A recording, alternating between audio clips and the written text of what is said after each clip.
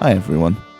My first gaming experiences were on the PC. In fact, the first console we have, not including the NES on a chip type dealies that you get down at car boot sales, with all the games having hilariously misspelled names, was the GameCube. So until then, generally if I was to be playing a console game, it would be going around a friend's house, which is where I first got to know games like Sonic and Mario. But for most of my gaming experiences, I was a PC gamer, and I still tend to gravitate to that. Even though I have, say, a Wii U and several other consoles, I still generally prefer playing on a PC. And today I'm here to talk about one of my favourite series for the PC, which is the Civilization series. My first experience with Civ was in fact its sort of remake made by Microprose called Civilization 2 Test of Time, which I only found out fairly recently was only done because Firaxis, the people who made the original Civ 2, turns out they were making Alpha Centauri with a completely different publisher, and the original publisher decided to cash in by making a updated re-release of Civilization 2. Of course, I didn't know that. I was about 10 or 11 at the time, and I was a big fan. I loved the sci-fi campaign with all of its special tech trees and the fact you get to play against aliens, even though, honestly, there wasn't much difference. And I distinctly remember constantly playing the tune Ode to Joy over and over again, much to the annoyance of my brother, although I don't think that was my intention at the time. Given that I was about 10, I didn't really understand how the game worked, so I didn't know how to, say, build mines or farms, and I kept accidentally leaving my units outside the city, meaning that generally someone would sneak in and take it, and that would be me defeated. So, moving on a bit now in history, Civ 4, it was a big step up. I mean, it had Leonard Nimoy reading all of the quotes from history, and its theme, Baba Yetu, won a Grammy, however much that's worth, but it was a really cool song. So I didn't get the game when it was released. I picked it up later down the line with all of its expansions, and it was amazing. If you've ever looked at the graphics, they still hold up really well today, and it was, at the time, and possibly still is, the most complicated Civ game ever made. I mean that in a good way. With Civ 4, its greatest strength was its civics feature. The fact that you could customise your government however you wanted to.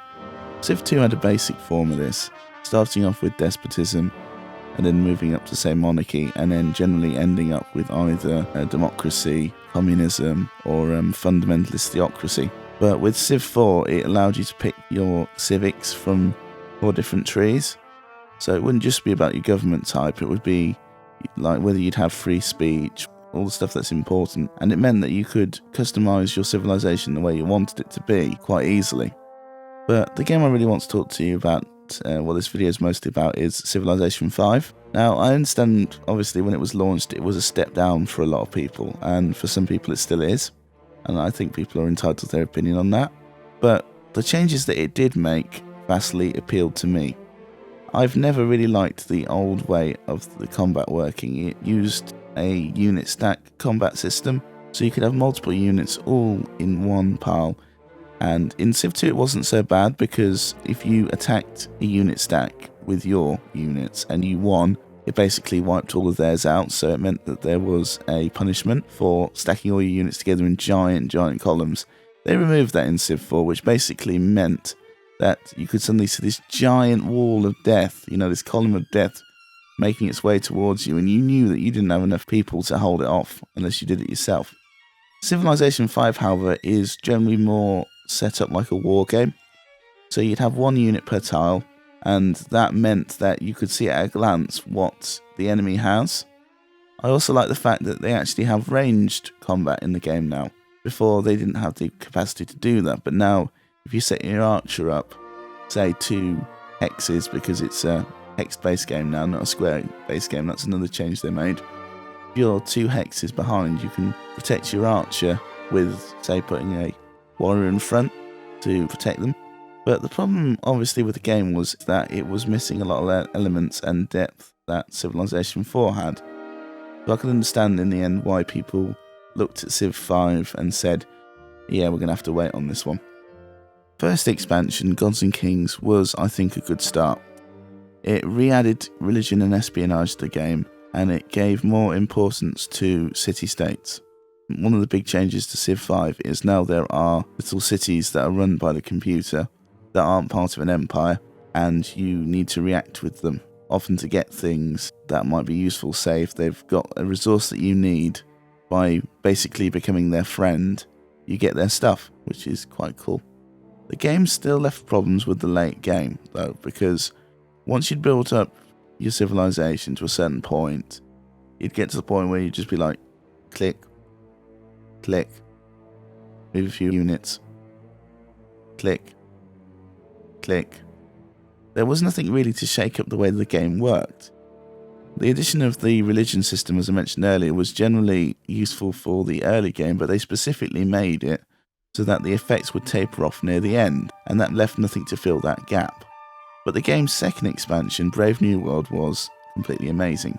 All the systems that had already been introduced by the previous expansion, the religion, the espionage, are actually now given a bit more of a purpose. Before, they were interesting additions that helped your civilization, but I never really felt that there was much to it. The biggest thing that Brave New World brought to the table was its complete overhaul of the cultural and diplomatic victories. The change to the diplomatic victory is that the UN isn't a buildable thing anymore. It develops automatically from what's known as the World Congress. So instead of building the UN near the end of the game and just trying to bribe all of the other countries to let you win, it actually starts midway through the game, and there's frequent votes for things like, for instance, banning a luxury, or starting the World's Fair, an event that everyone can contribute to. That generally means that you have to focus more on keeping everyone happy throughout the entire game, instead of getting really, really rich and then bribing everyone off. But the biggest change was made to cultural victory. Before, there was 5 social policy trees. You had to fill in 3 of the 5, and then complete the Utopia project. What this basically meant was you just had to have a lot of culture and wait. There was absolutely no skill involved in this.